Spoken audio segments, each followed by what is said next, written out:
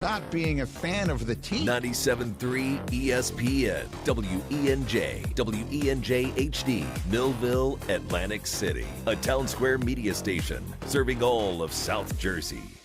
This is Game Night with Josh Hennig. That's good! On 97.3 ESPN and the 97.3 ESPN free mobile app. And he scored!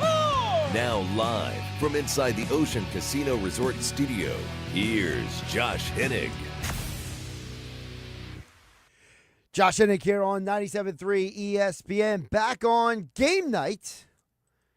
Phillies, well, they found a new way to lose the game last night, opening a new layer of questions about the team moving forward. Plus, we are counting down just 2 more days until the 2025 NFL Draft. So, join us coming up in less than 25 minutes from now. Andy McNamara is back. He will join me. We will get deeper into everything NFL Draft. As always, you guys can join the conversation at 609-403-0973. Your DMs into 97.3 ESPN mobile app powered by First Bank. See how we got Phillies talk, we got draft talk, we got Eagles talk this hour. But let's get the Phillies stuff out of the way first. And the reason why I say stuff is because the Phillies found another spectacular way to lose last night. And I'm starting to get to the point where I'm wondering, is this team even good enough?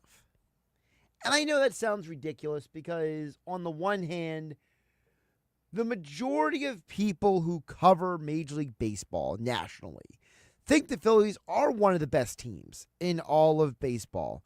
It was just a couple days ago that former major leaguer Xavier Scruggs said this on ESPN's Baseball Tonight during Sunday Night Baseball. I really like the Phillies, and mostly because of the depth of their starting pitching. To me, that's going to be the difference maker. You also have brought over a Jesus Luzardo into the fold now, trading him with the Marlins. And this is a situation now where the guys in the middle of that order have started banging early. They've needed offensive support in the very beginning of the season. They've already gotten that. The Mets look good, but the pitching, to me, isn't as deep as the Phillies. And while you can sit there and say, hey, the Phillies have better pitching than the Mets, didn't matter last night because the Phillies' bats are, again, for whatever reason, incapable of showing up on a night-to-night basis consistently. And the only guy who actually seemed to try last night was Bryson Stott. He gets that big 3-run homer, and you're like, all right, we are good to go. And then Turner looks like, you know what Turner reminded me of last night? Trey Turner reminded me of the guy in a big Game 7 in the NBA playoffs, the NCAA tournament, who gets the ball passed to him, and he holds it, and he says, oh, no, I don't want this, and looks to immediately pass it. That's the way he looked at the plate last night against Diaz. He wanted nothing to do with Diaz. He wanted out of there. He didn't want to be there. And it's like, I understand guys go through slumps. I understand that players struggle at times. I understand that guys might have stuff going on in their lives or things that are keeping them distracted, preoccupied. But you signed a $300 million contract. Can you at least walk up to the plate and try? Better than that. And as time goes on, I become more and more convinced that the Phillies' problem is the president of baseball operations. Dave Dombrowski has committed $500 million. If you add it all up, $500 million. Over $500 million to Trey Turner, JT Realmuto, and Nick Castellanos. Turner and Realmuto have not lived up to their contracts, and Nick Castellanos has had moments where he looks like the player, but has not been the player that they signed him up to be. And this is where folks can question and rip Rob Thompson all you want. But Rob Thompson can only go up there and work with who he's been given. Rob Thompson didn't say, you know who I want to come out of the bullpen right now? Let's get Ruiz in here. Yeah, that'd be a good idea. Rob Thompson didn't overpay a group of players and then make it so the team thinks they can't pay anyone else.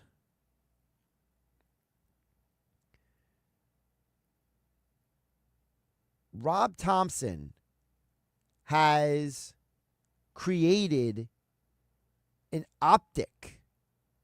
I'm the face of the organization. Because at the end of the day, Rob Thompson is being paid money to take the bullets for Dave Dombrowski's poor roster building. And I'm starting to wonder, are the Philadelphia Phillies good enough to be a championship contender? And Jet Promotion today brings up a valid point at 609-403-0973 on the text board. He says, Josh, would you be satisfied with a 3-3 road trip? On the surface, yes, I would. But if you get that 3-3 road trip by stumbling and fumbling your way to the finish line, and you fall further behind the Mets in the division, I'm not feeling as good about that. Like, if you win 1 out of 3 in New York, but then 2 out of 3 in Chicago, it feels hollow. Now, if you win 2 out of 3 versus the Mets and 1 out of 3 in Chicago, I don't feel as frustrated with the Phillies in their divisional race, in the divisional race. The problem with the game last night is that Nola gave you 6 good innings. 6 innings, 2 earned runs. You could have made the argument they should not have sent him out there for the 7th inning. But because the Phillies had Walker leave so early from Saturday's game, and Luzardo couldn't go deep in Sunday's game, then on Monday, as a domino effect, they had fewer arms available in the bullpen. So now, you're not going to your number 1, your number 2, your number 3, your number 4 option. You're going to number 5, Ruiz. And so now you get whatever happens. You're stuck with it.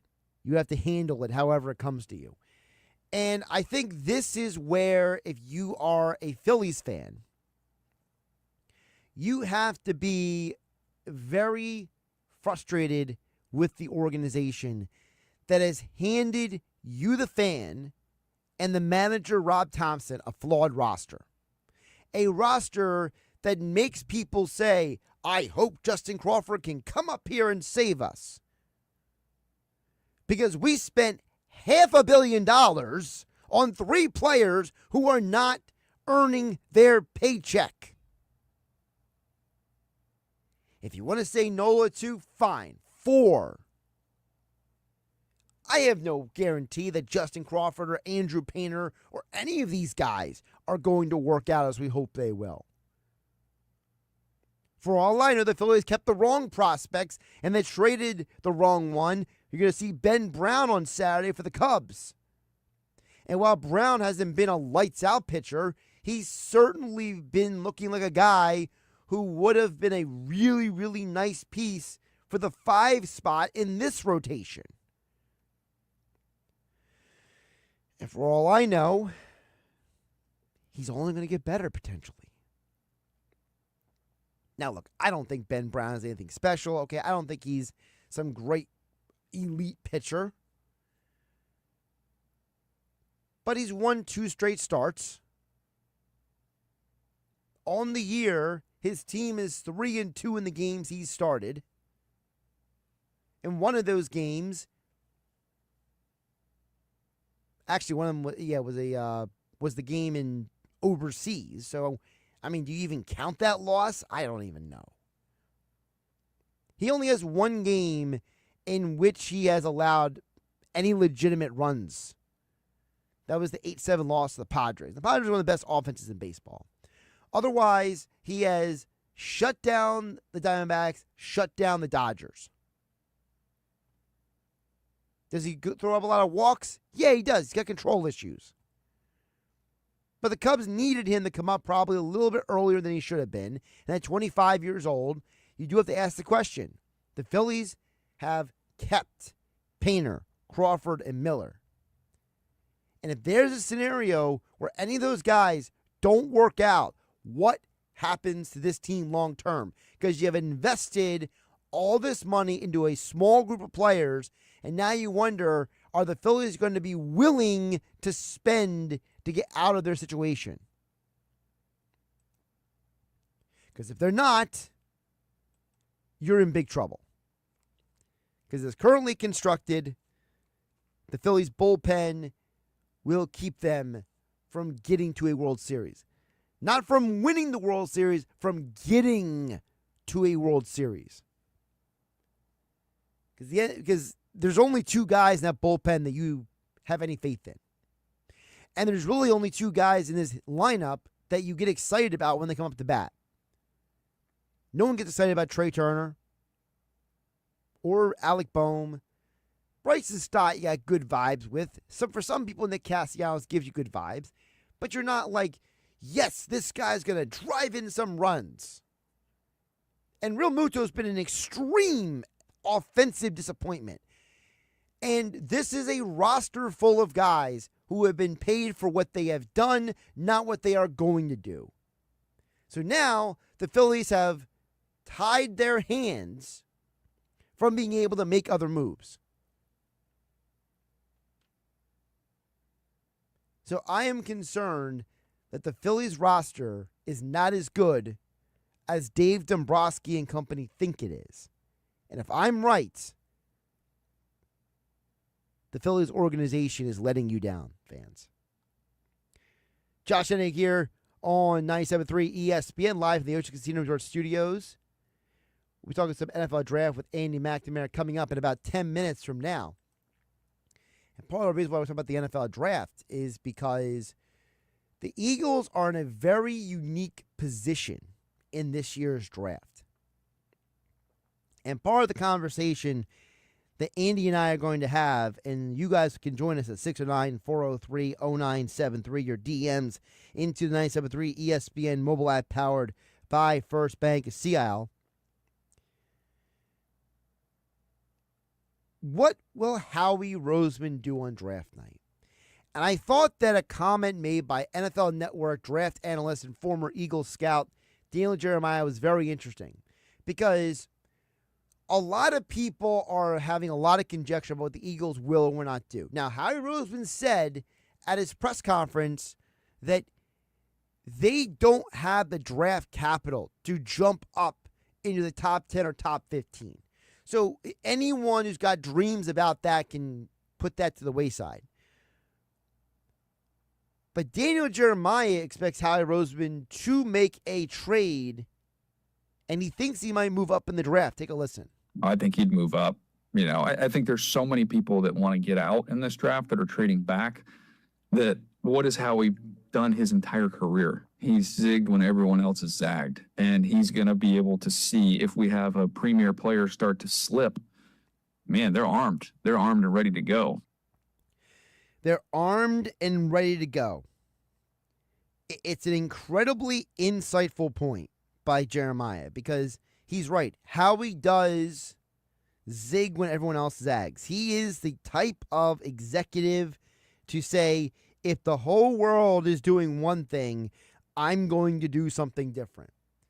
That is what makes Howie Roseman so unique in these situations. And there's a specific player that Daniel Jeremiah, he's arguably not the best, one of the best draft analysts on the planet. To me, it's a very, very small group of people who are really, really good at this. And Daniel Jeremiah is one of them. And he named this player as a guy that if he is slipping down the board and he gets to 20, 22, 24, Howie Roseman would target this guy. It's impossible to make a prediction of who's going to be there at 32, but I will make a prediction. Like if for some reason people overthink Jalen Walker like they overthought Nolan Smith and, he's not big enough and the size, like if he starts to drift and drop, I'm like, oh my gosh, they could just go do the exact same thing all over again. First of all, another Georgia player. Second of all, another player who fits the narrative of, do we draft the guy based on his potential or do we draft the guy based on his production? And we know in Philadelphia, this has been a swing and miss category for them. Remember, when they drafted Derek Barnett, they were drafting him on his college production. They were drafting him based on what they knew he had done, and they thought it could translate to the NFL. And it never panned out exactly the way they had hoped. On the flip side, they drafted Nolan Smith with the idea of his potential. And then last year, he sets the postseason record for most sacks in a postseason run in Eagles history. So the Eagles have had success drafting people like Jalen Walker. Now, why would people not want Jalen Walker? Because, again, Jalen Walker was not the most productive player at Georgia.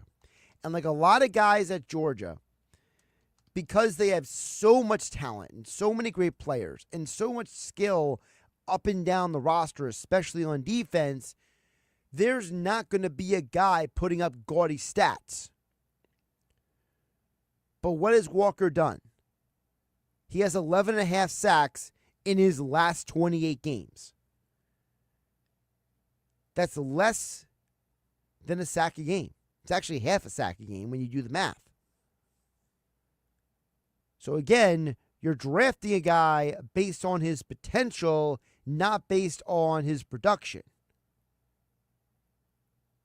The Eagles have been very successful with those kind of players. What has been the key to Howie Roseman's success so far in the NFL draft? More details from NFL Network's Daniel Jeremiah. One of the most underrated characteristics of a decision maker and of a general manager is being able to adjust and not being rigid and not being so fixated on one thing. Howie's been able to just let the draft happen. Let's see what happens. And then we're not going to have a preconceived idea and be married to a player or a thought. It's just, we're going to wait. I think of like a ship where there's somebody out on the deck with the binoculars that's just scanning the horizon for opportunity, not icebergs. And it's just like, well, there's the opportunity. The league was dumb enough to let this guy fall. We're going to go ahead and scoop him up. I don't know what's better, the fact that he describes it as you're looking ahead to see his troubles ahead of you, or how he says, hey, the league was dumb enough to let this guy follow us. Because that's kind of how the Eagles have done.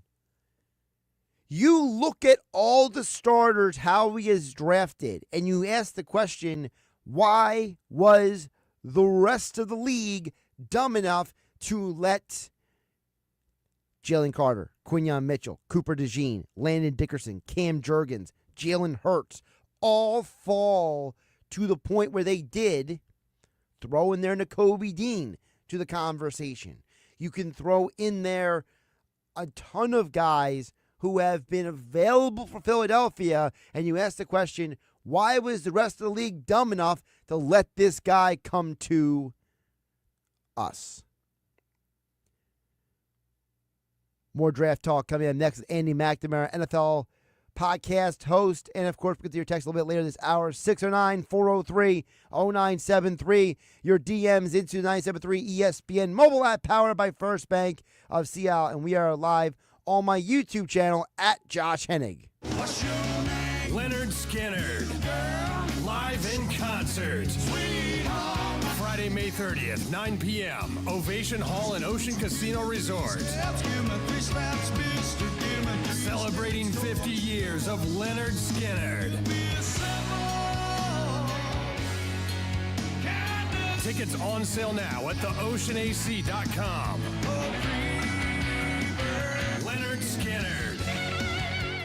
Get in the zone, AutoZone. John always listens to his truck. So when his brakes start talking, he goes to AutoZone, where a helpful AutoZoner gets him the right parts. If John has time to put them in, he borrows a kit with Loan-A-Tool. And if he doesn't, he gets a free shop referral. No hassles, just help. Everything you need, nothing you don't. Get in the zone, AutoZone. Deposit required for Loan-A-Tool. Restrictions apply.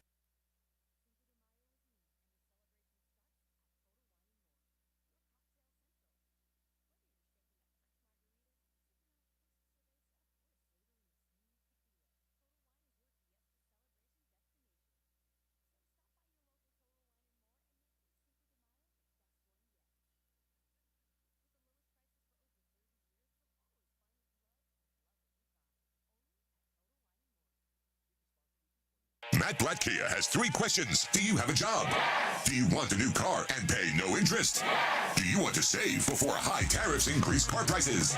If you've answered yes, get to Matt Blatt Kia today and put 0 down. Make 0 payments for 90 days and pay 0 interest for 72 months on every clearly marked new Matt Blatt Kia in stock. Take advantage of Matt Blatt Kia's tariff-busting sale. Get up to $5,000 more than Kelley Blue Book fair market value for any trade toward the purchase of any new 2024 Kia. Need or desire an SUV? Brand new Sportage and Sorento, low 1.9% for 60 months, as well as 0 down or 0 payments until July. It's gotta be a Matt Blatt Kia. With approved credit, not all will qualify. Credit may affect down payments. Offers can't be combined. Tradeless miles and dealer recon on new 2024 Kia purchase. Go to mattblattkianj.com for complete details or 888-505-6670. Price includes all costs to be paid by consumer, except for licensing, registration, and taxes through KMF. Rebates and incentives to dealer expires 5/4/25. Matt Blatt Kia, 6211 Black Horse Pike, Egg Harbor Township. This is the Town Square, New Jersey Info and Weather Network.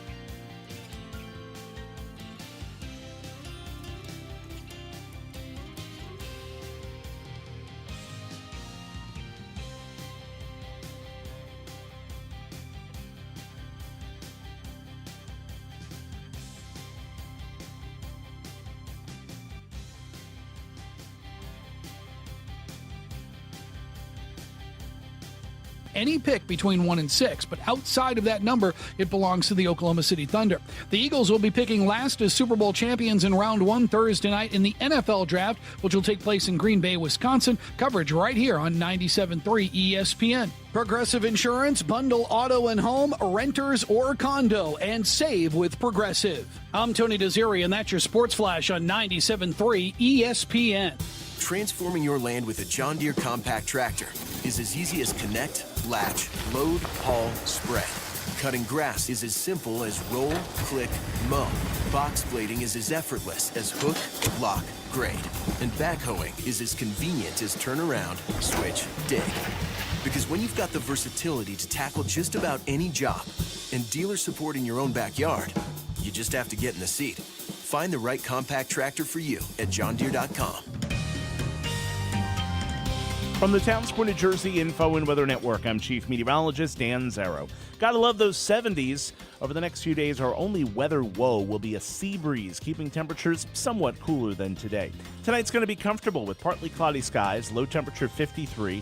Nice and dry tomorrow, and nice and sunny, high of 69. Partly sunny and 72 on Thursday, 73 turning cloudy on Friday. Next chance of rain late day Friday. Get weather 24/7 wherever you are. Download our free mobile app today.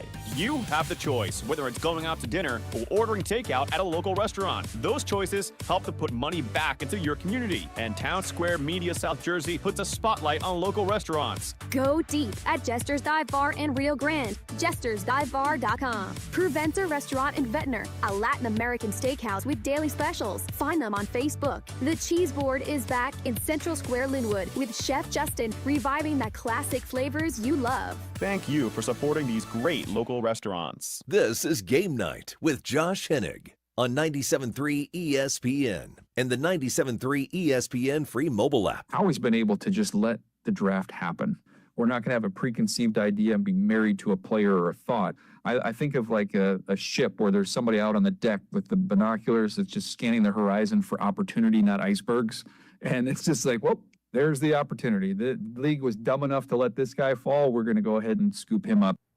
That was Daniel Jeremiah on the Takeoff with John Clark podcast, describing how Howie Roseman has been so successful in the draft. He's drafted a starter from every draft in the last 5 years. Will this be another year? Also, this NFL draft is not a great quarterback draft. How does that impact everything? Because if the Eagles stay patient, who actually will be available for them at the end of the draft? All that and more right now. Andy McNamara, of course, he is the host of the Sick Podcast, and he joins me right now here on 97.3 ESPN. Andy, welcome in. How you doing today? Oh, Josh, draft week, buddy. Draft week. We're almost there. I'm extremely pumped. How are you? I'm doing good. So before we get to any details, just wanted your reaction to how Daniel Jeremiah described Howie Roseman. That basically, he basically lets the rest of the league screw up, and then he takes advantage of it. I mean, is that a fair assessment that he basically just lets everything come to him? Kind of the rope-a-dope strategy, I guess, right? Yeah. Just let's the league overthink, tire themselves out, spin themselves in circles, and then he just looks, waits, and takes the best player. Now, it's almost a little bit of that chicken and the egg, right? Because you're building this culture, you have this winning culture, you put the right players together, and the more successful you become, the easier it is to have that happen because you probably don't have that dire need. So you can wait. You can look and say, this is the best player available for us. I don't have to reach. I don't have to be desperate. I can take this guy. He doesn't have to be a day one starter. I can work him in because my system keeps flowing and has the culture that is needed to develop. And that's what he's kept doing. So, who's it going to be this time? Is it going to be a Walter Nolan who might fall from Ole Miss? Is it going to be somebody on the offensive side? I'll tell you this, Josh. No matter who Roseman takes, I'm going to think it's the right decision until he starts screwing up. When you think about the Eagles at the back end of the draft, it's now the third time in the last 8 years, Andy, they're going to be the back end of the draft. So for you, looking at this draft this year, there's a lot of talk, who might fall, who might not fall, right? I know Daniel Jeremiah has talked about there are teams wary about Jalen Walker, right? There are teams that are, going back and forth on different players. There's a whole debate about production versus potential, right?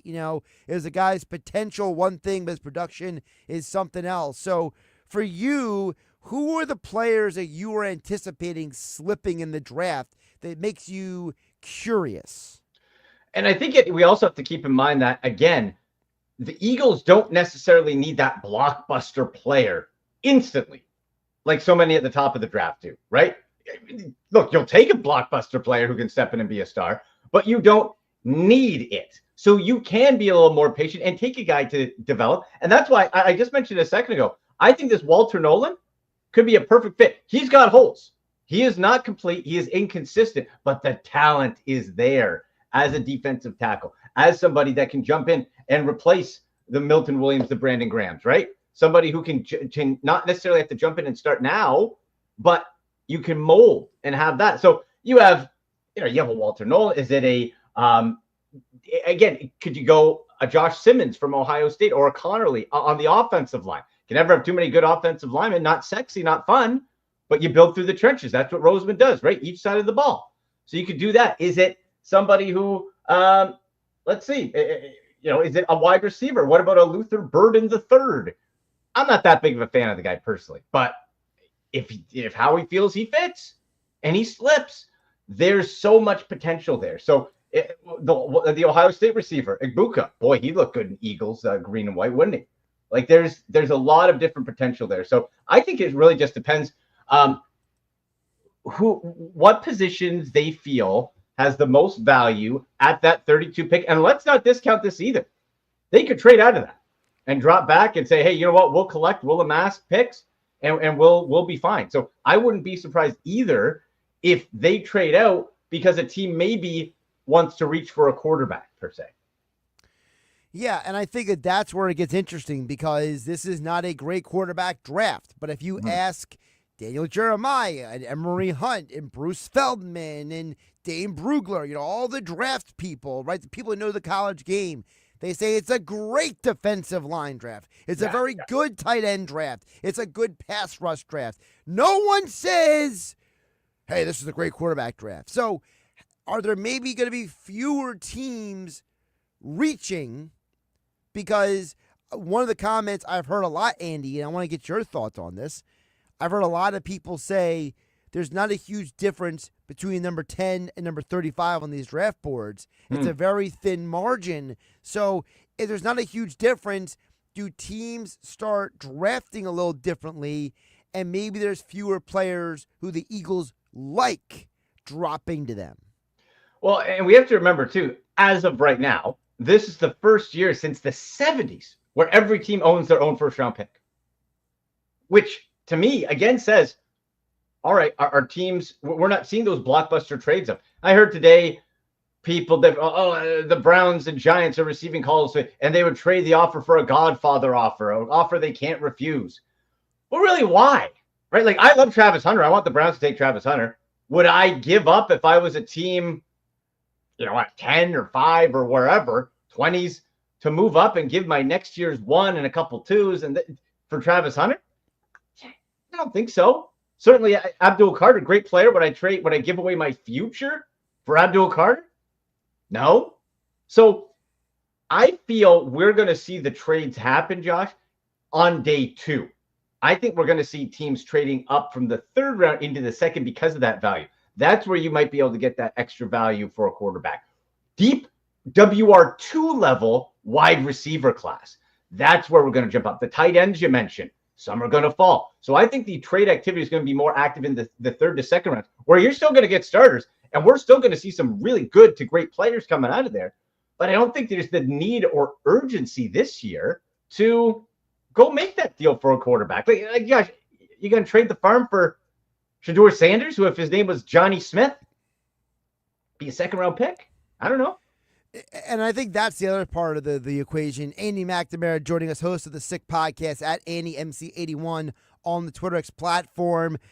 It's the fact that if you took away the name of these guys, how does that change this draft conversation? Like, if his name isn't Cam Ward, if his name isn't Jackson Dart, if his name isn't Shedeur Sanders, Tyler Shuck, right? If you gave them any other name, if you did a blind analysis, rip their jerseys off the game tape, you know what I mean? Yeah. Blurred it out, yeah. Because, first of all, I'm convinced that I think there is positive and negative analysis about Shedeur Sanders that is completely unfair to him and has everything to do with his father. Because, I heard a comment made by Chase Daniel, the former NFL quarterback, where he said that the problem with Shedeur Sanders is a third of the plays he makes are checkdowns. A third of the play he makes is the offensive line basically being imploded because they are horrible. So you only can evaluate the guy on a third of his passes. So it's like, does anyone really know who and what he is? Because you know who that reminds me of? It reminds me of Sam Darnold. Remember his last year at USC, the offensive line stunk, everyone graduated, and it was like, I remember the UCLA game, he looked horrible in that game. But people kept telling me he's still a top pick. So what do you do with a guy that no one is giving an honest evaluation of? Yeah. My thinking the whole way with Shedeur Sanders, Josh, has been this. I think he's going to be a good starting NFL quarterback. I think he's going to be good. I don't want good at number 2 overall or 3 overall. I want great. I want elite, exceptional, possible future Hall of Famer. That's what I want, even though we overvalue the quarterback position. So if I have good coming out for Shedeur Sanders, well, okay, that doesn't mean he's going to be bad. I think he still could be, if he goes somewhere where he starts right away, I still think he could be the best statistical day 1 quarterback of any of this draft class right away. Lowest ceiling, highest floor. Do I want to be paying premium or trade up premium draft capital to get a guy who's good? I don't. So I think the Saints at 9, probably still a bit too high, but they're in a pickle with the Derek Carr thing. I think that whole situation fits him just fine. So he's good, not great. And that nothing wrong with that. You can have a 15-year NFL career being good. You can win a Super Bowl being good. He's just not at that top level. And I think Cam Ward really does separate himself and puts himself in that same category, if this was last year, of a Michael Penix Jr., Bo Nix. And probably for me, not liking Bo Nix coming out last year, I would have put him above Bo Nix. And then he went to the right situation. But Josh, we know it's all about situation. Sam Darnold went to a terrible situation with the Jets, and it was almost out of the league. Bo Nix went to the perfect situation and thrived. All depends on landing spot. I think also we should factor in the point that you brought up on your podcast, the podcast Eric Edholm from NFL.com, where you said you don't want to be in a position where you draft Courtney Brown either. Like, you don't want to be the team that says, I don't like the quarterbacks, but I'm going to draft this dude, and he's a complete bust. That's my concern with Abdul Carter, for example, and some of these other guys where it's like, I think this draft class, and you were the first one to bring this up to me, is a lot like the Courtney Brown draft. There's going to be a handful of guys who are really good, and the rest of them are just going to fizzle.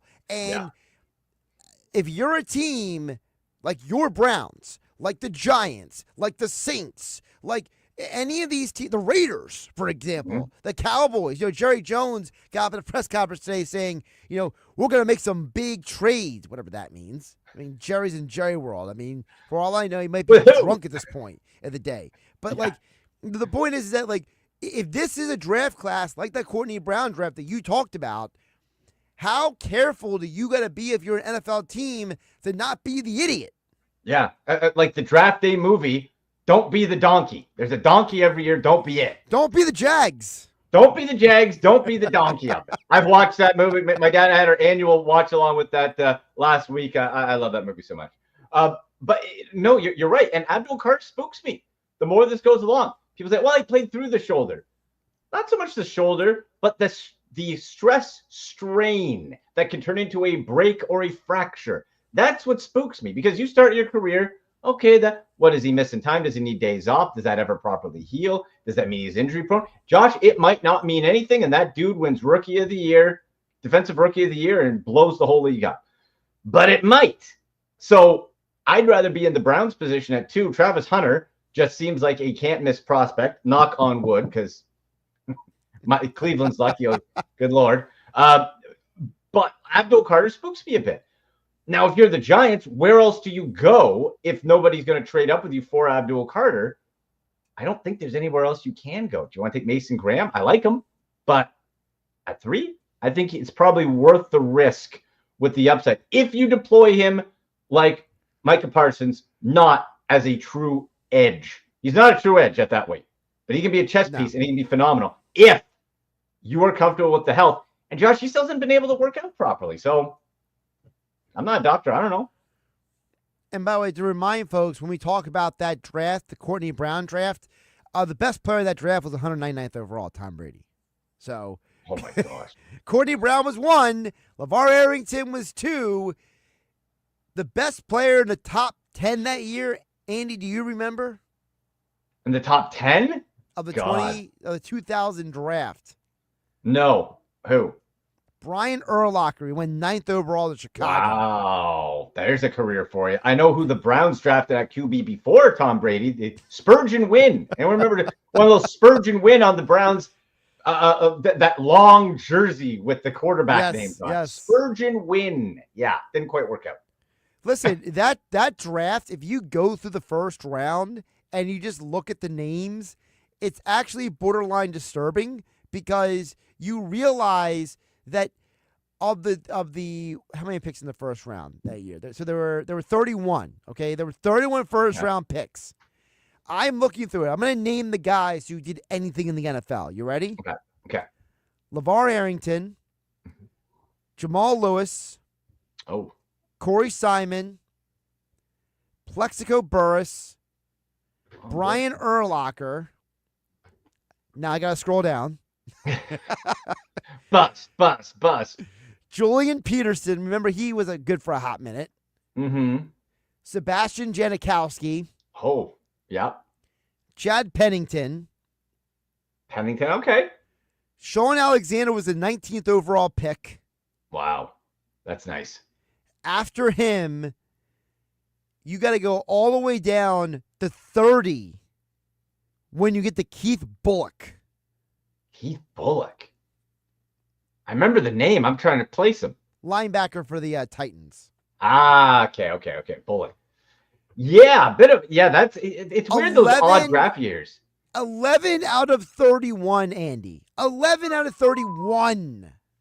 You know what? I bet the draft that jumps out to me as being a total flop was the 2013 draft that had, I remember it because I was calling a lacrosse world championships in Prague, Czech Republic, Josh. Of course. I woke up at 3:30 in the morning to find out what were the draft results.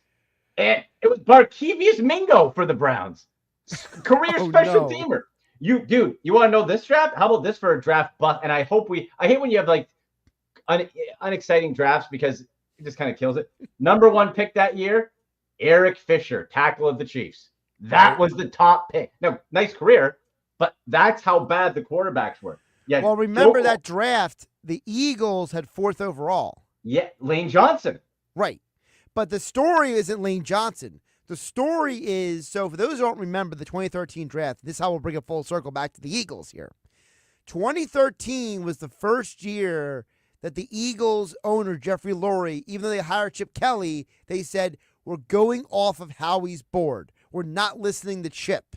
Okay? It was the only in the Chip Kelly era they listened to Howie. Chip wanted his guy, Deion Jordan from Oregon. Ooh. Howie said, no, we're going to wait and let Lane Johnson come to us. And as the story goes, you go through that 2013 draft, okay?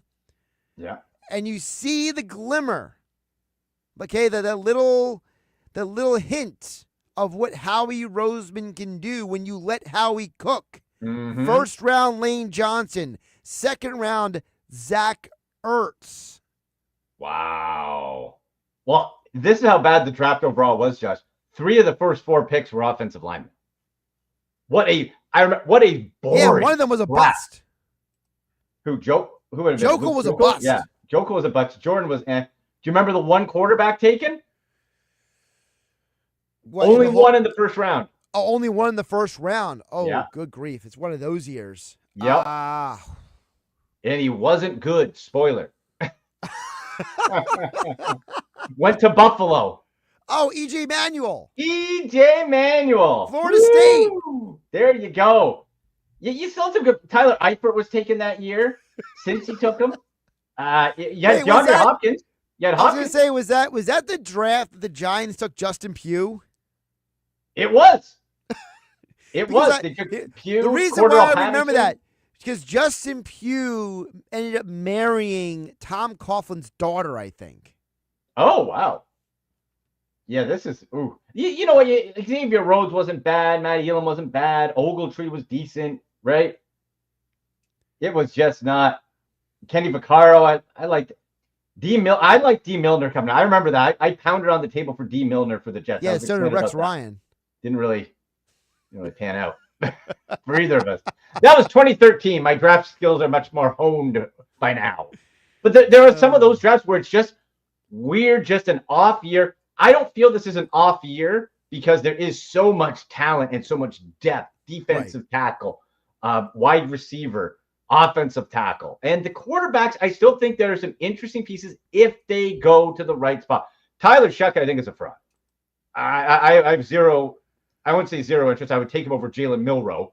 But Tyler Shuck, I'm not interested. The guy's 7 years in school, had 1 good year, injury prone. Give me Will Howard all day. You know how I feel about Will Howard all day. And then Jackson Dart would be my guys after Cam Ward and Shedeur Sanders as a safety.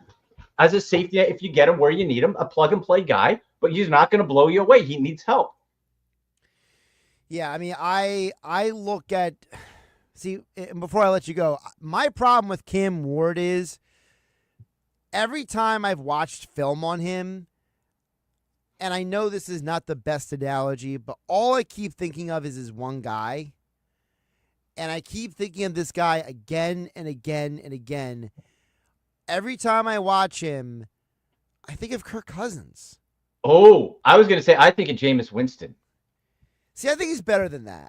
I do too. But that's when I watch him, Josh, I'm like, it caused me to. Now, I do think he's better than Jameis, but that's sort of the vibe I got. Kind of like, well, sling it down. I do think he's better. But that was the first name that sort of jumped out to me. So you think Kirk Cousins? Because I think he's a guy who could be very productive statistically, but I don't know if he's going to be great as like a winner. You know what I mean? Like I don't know if he's.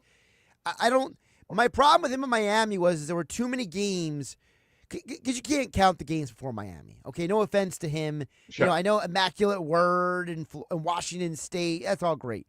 Yeah. When you got to the final destination, right? When you got the final spot, what did you do? There were games at Miami where it was like the guy didn't know how to finish the game. That's fair. And you can say the same for Jackson Dart at Ole Miss. Well, I think Dart is a shot in the dark. Like I look at him as like he's like if he fails, he's the next Paxton Lynch. If he fails, I think he has all the tools. Because so did Paxton Lynch. Lynch was big, tall, strong, and he didn't know how to read a defense if his life depended on it. And my problem with Dart is, how do you go that many years with Lane Kiffin and you never got better? Is that fully his fault, though, with the style of offense being called? If it's the dink and dunk, the one play, that's the unknown. That's why he's a moldable piece of clay. Well, so like, you got to like that. You know that offense they ran this year, that's the Art Briles offense. That's that, version of the run and shoot that RG3 won the Heisman with. Right. So that's why, Dart, a lot of times, he's standing there and like, option 1, option 2, what do I do? And you can see Lane like going to pull the hair out of his head, being like, throw the ball. Yeah. And that's the thing. This is not somebody who's going to be a day one starter. So you have to feel confident that if you take him, you got the tools, you got the arm, you got the accuracy, you got the mobility as a whole, but it's not put together. So can you mold it? Where does he go? That's the real key. And do you have a strong enough front man to keep him at base so you don't have to play him? And that's why, really quick, and that's why I think before I let you go, in this year's draft, you mentioned Will Howard. To me, it's guys who have a high floor. If I'm an NFL team, that's who I'm going for. Yes. I like Howard because worst case scenario, okay, he's not going to be a bust, right? Worst case scenario, if I had to make an analogy, right? He's basically a Tony Romo-ish kind of player. Like, he's a guy who puts up some good numbers but never wins a playoff game, But if that's the worst case scenario, it's not bad, right? But this is a guy too who's overcome. That's the intangibles. That's what you can't measure or see at the combine. Sure. This guy Romo everything. But he overcame with all the bright lights. That's why the same thing I said on my show and your show when CJ Stroud was drafted, Josh, if you remember. Yeah. I said it's insane to take Bryce Young. Insane. CJ Stroud was booed. His first game. Imagine you're 19 years old and 100,000+ people of your own fans booing you. That would break people. He thrived and he overcame. Will Howard, booed, you're a bum with Wisconsin, Michigan. You suck. No.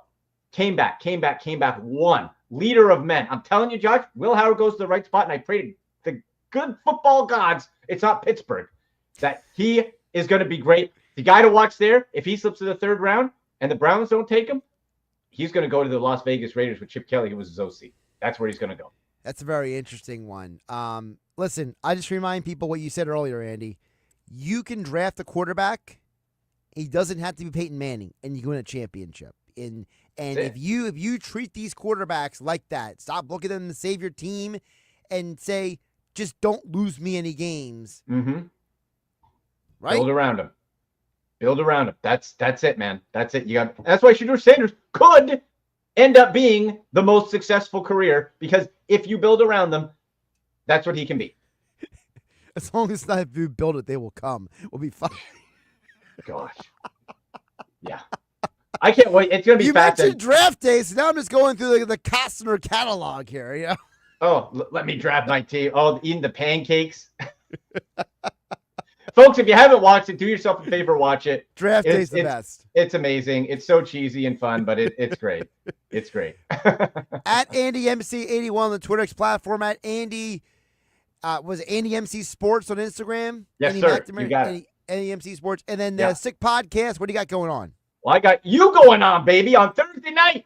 We're live, draft show. Josh Hennig is going to join me. We're going to be watch-along draft party, 8 p.m., and Josh is going to jump on. We're going to get a Tennessee guy to come in after that pick is made. We're going to get a couple other people in and out as we look for the first few picks of the draft, see if anything interesting happens. Where does that Shedeur stand? Is he going to be the fall guy? Are we going to keep panning to his house, watching him fall? But it's going to be a live watch on YouTube, so subscribe right there. At SickPodBrowns on X as well. It's going to be a ton of fun. So wherever you get your podcast, pop in there, watch along, jump in the chat room.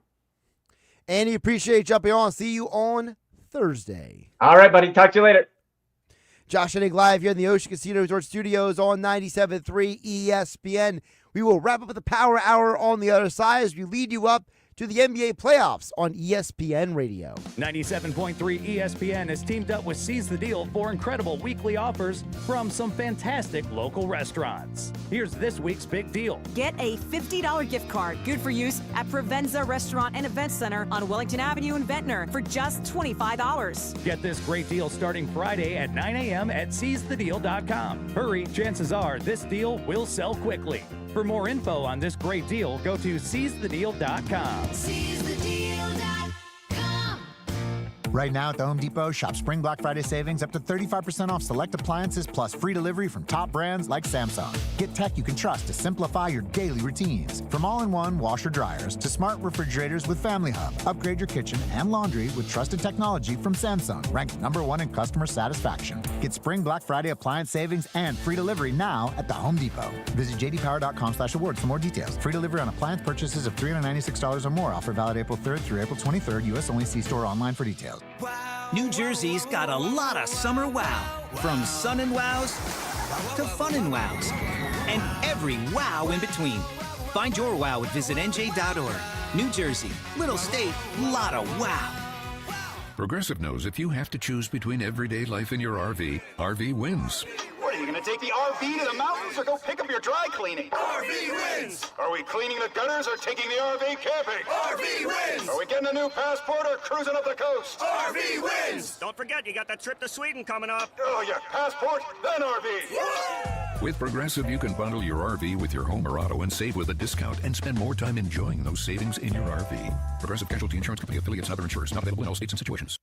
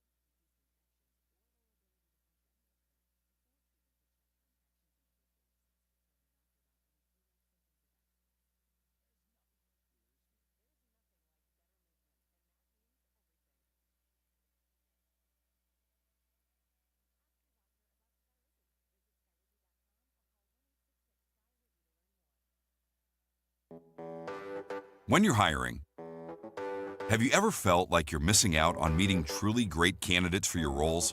It seems impossible to find them, but they have to be out there somewhere, right? Well, they're not hard to find when you know where to go, and that place is ZipRecruiter.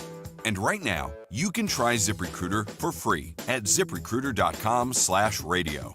ZipRecruiter helps 10 million people with their job search every day. And because these people are actively looking for jobs just like yours, it's easy to find the right person right away. In fact, 4 out of 5 employers who post on ZipRecruiter get a quality candidate within the first day. But if you're not using ZipRecruiter, you're missing out. So see what it's like when the impossible is easy. When you go to ziprecruiter.com/radio right now to try ZipRecruiter for free. Once again, that's ZipRecruiter.com/radio. ZipRecruiter.com/radio. Never miss out on great candidates with ZipRecruiter.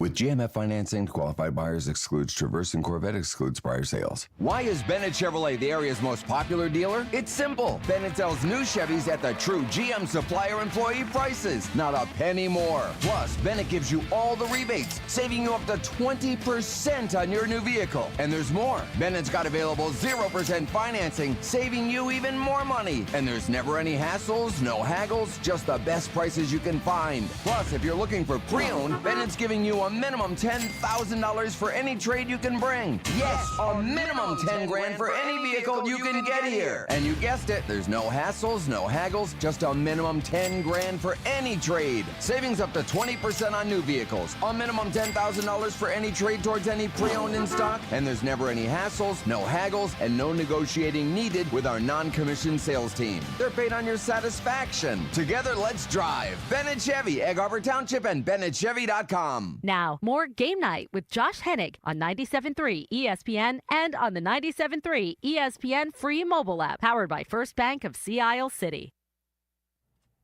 All right, wrapping up the Power Hour. Josh Hennig here on 97.3 ESPN. NBA playoff action coming up tonight on ESPN Radio. Then we have the NFL Draft Thursday, Friday, and Saturday.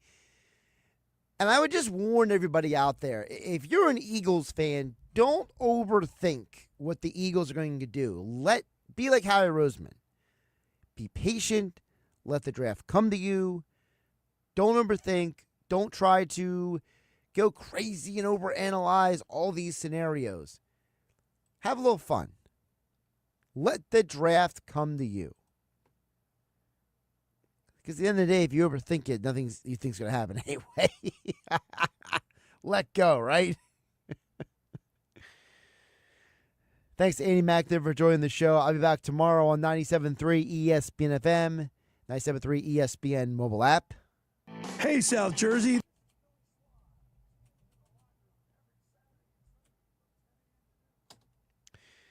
And a really quick afterthought here on my YouTube channel at Josh Hennig. Like, subscribe, share with your friends. Just a quick post-show thought and comment here.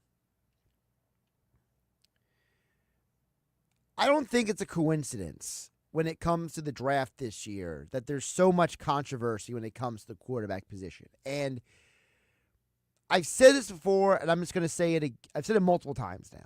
But the evaluation process when it comes to Shedeur Sanders has been one of the most ridiculous things I've observed in a long time. I don't think I have seen a player with such a wide range of different opinions when it comes to his potential and what he will or not be. I mean, the only other guy I can think of that has been this extreme is a guy that you heard Andy McNamara mention earlier in the show, and that is Jameis Winston.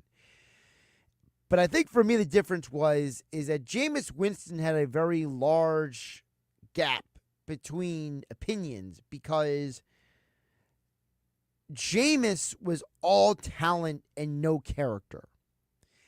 And I think the problem for a lot of analysts right now is that some of them cannot rectify the reality that Shedeur Sanders has all the intangibles to be a winning quarterback, but he doesn't have elite physical talent. And so people are saying, well, because he's Deion Sanders' kid, that's why he's getting attention. Well, it's not true at all. Because if you watch Deion Sanders' kid and stop looking at him as Deion Sanders' kid, you'll learn that Shedeur Sanders is actually a pretty good quarterback. Is he an elite talent? Absolutely not. But guess what? when you look at players who have won championships, is Jalen Hurts as physically gifted and as talented as Justin Herbert? Absolutely not. But is one guy built to win the playoffs and the other guy has not made any deep postseason runs? Yeah. It wasn't that Phillip Rivers was the worst of the three quarterbacks in the 2004 draft. He was just on teams that never put him in position to win those games. He only ever got to one championship game in the the AFC, and the Chargers lost as he was playing on a torn knee. Where you go, who you are, how you handle your business all matter when it comes to winning a championship. If a team wants to win a championship, they should look at Shedeur Sanders. If they want a guy who could potentially put up big stats, draft Cam Ward or Jackson Dart. To me, it's as simple as that. But again, the problem is there is a contingent of people who look at Shedeur Sanders as a byproduct of his father. And they don't like his father. Whether it's because of his father's religious beliefs, whether it's because of Deion Sanders, how he handles his business in public, how he is as a personality, whatever it may be, there is a large group of people who look at Shedeur Sanders through the prism of his father, for better or for worse. He's not as great as some people say he is, and he's not as bad as other people say he is. Shedeur Sanders is going to be a good NFL quarterback. Just don't expect him to be one of the best NFL quarterbacks. Thanks for watching my YouTube channel at Josh Hennig. Like, subscribe, share with your friends. I will catch you all tomorrow right here on my YouTube channel as well as on 97.3 ESPN. Have a great night. Take care, everyone.